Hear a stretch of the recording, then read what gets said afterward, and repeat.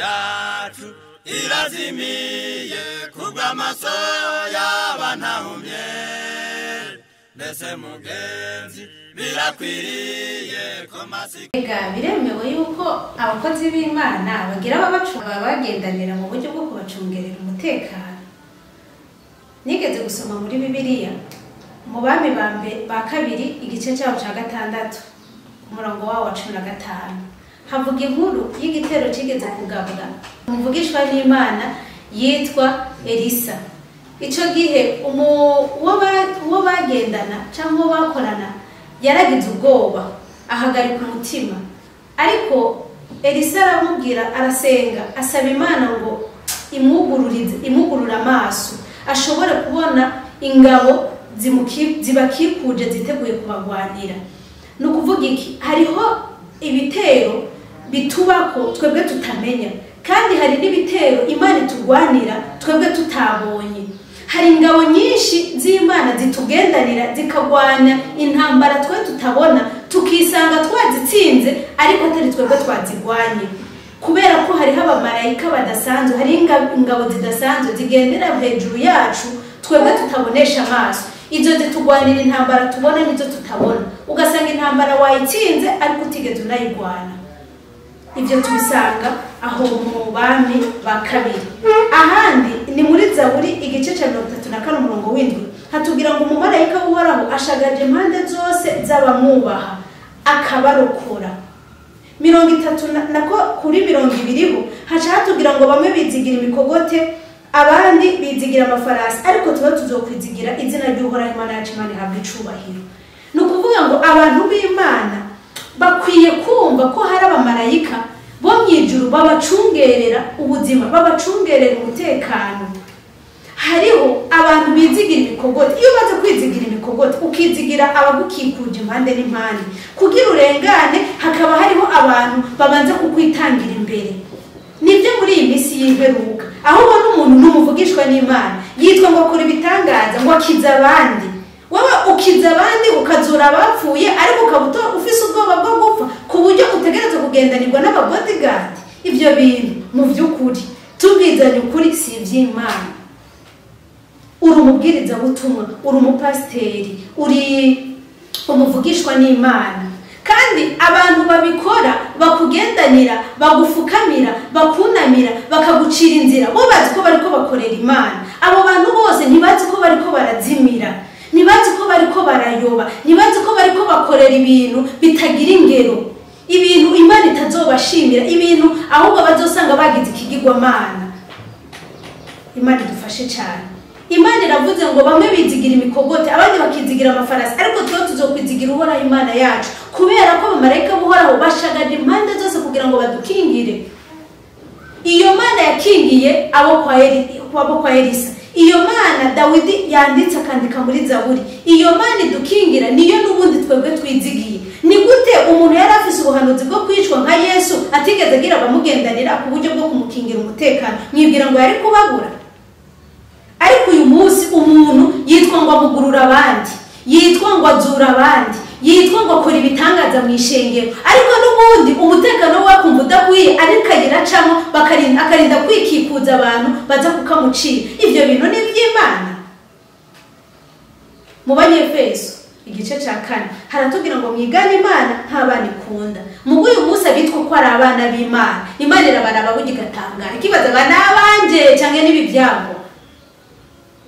Niba bavuze ngo tuyigane, Yesu yaje aciye bugufi, yaje yicara hasi akarambya, yaje ashikirana n'abantu bato. Mugabo wawe ku rwego uriko n'umwizera muto yo mu ishengero ryawe ntiyoshobora kukubona, kugira ngo azasabe umubonano gusa aze gushikira. Ibaze kugusaba umubonano kandi uri umwungere w'intama.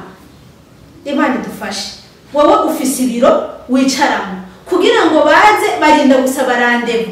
Uyu munsi ukabura umwanya ugasanga umwizera yahuye n'ikibazo uyu munsi, mugabo umubonano wo kuzokubona awuronse inyuma y'amezi 2, kubera ko urumukire warasagaye waricaye urashika ntibyoroshe no kukubona.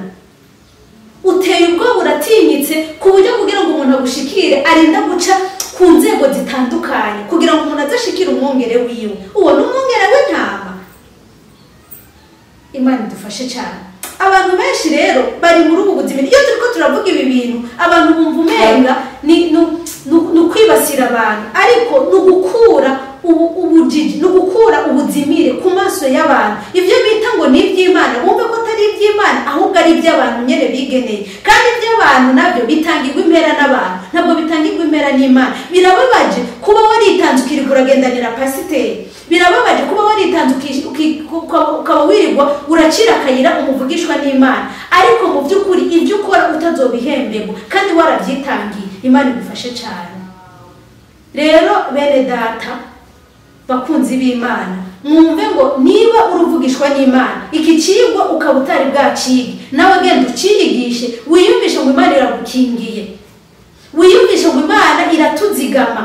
Yaravuze ngo naho tuzojya uburozi ntaco buzotugira, n'inzoka ubwazo n'ubumara bwa scorpio iduha kubutsinda. Ni gute ibyo utabyizera mugabo ukizeza abandi bitangaza byo kuzuka? Imana idufashe cyane. Rero garukana agatima ku Mana, garuka ku nzira nziza, reka kwigana igipagani, reka kwiga iby'isi, inzego z'isi, inzego zitwara ibihugu zitandukanye n'ibibera mu ishengero. Abajejwe umutekano mu buryo bw'isi bajeje kudukingira mu buryo byo birazwi, birasobanutse, biri ku ruhande rwabyo. Ibyo ntitukabiterure ngo tubyinjize mu buryo bw'iyobokamana. Niba perezida akingirwa, niba umupolisi w'umutegetsi akingirwa, uwo ibyo akora byo birasobanutse, birashoboka ko ashobora kugirirwa nabi muri burya buryo. Mugabo twebwe twitwa ngo turabakozi b'Imana, abo bantu badukingira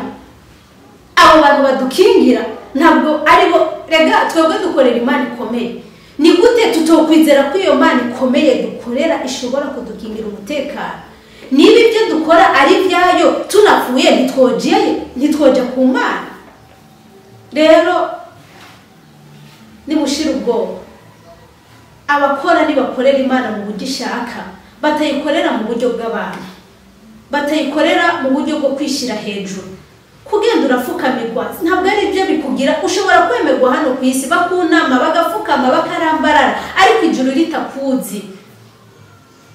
Ikibabaje nabo bantu uri kurazimiza, yaba woyobye ukazimira, ariko ukazimira uri umwe, ariko ntuzimize nabo bantu bose baguherekeza, nabo bantu bose bakuri inyuma. Imana idufashe cyane.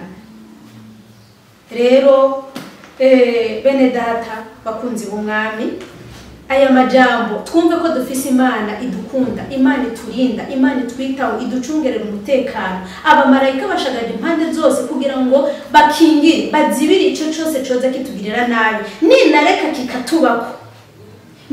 kikatubako kizoba ari ku mugambi wayo, uzucemere kandi ucakirana amaboko yose. Mugabo wumve ngo kugendanirwa, kugira aba bodyguard, kugira abagenda barakinjura, kwicara mu biro ugasabwa rendezvous kandi umwongera jeje kuragira ibiro ubundi ibiro by'umuyobozi, ibiro by'umupasitori ni mu nzu y'umwizera. Hiyo niho uja kumuragira, umusanga iyari, ukamusanga mu mibereho mibabayemo, nawe akaba ari umushikira, ntabe ari we ashakisha uburyo bwo kuzogushikira.